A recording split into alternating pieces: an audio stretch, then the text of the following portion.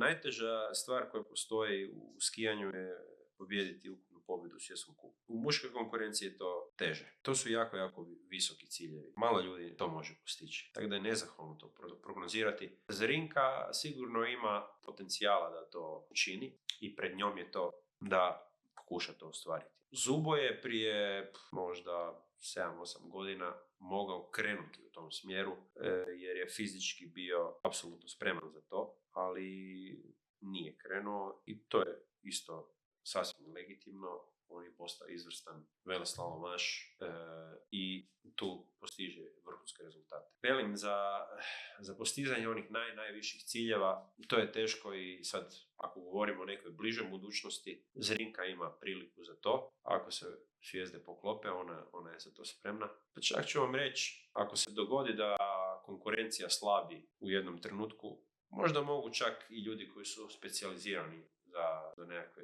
ajmo reći, tehničke discipline, možda mogu čak doći dosta naprijed, ali vrlo teško.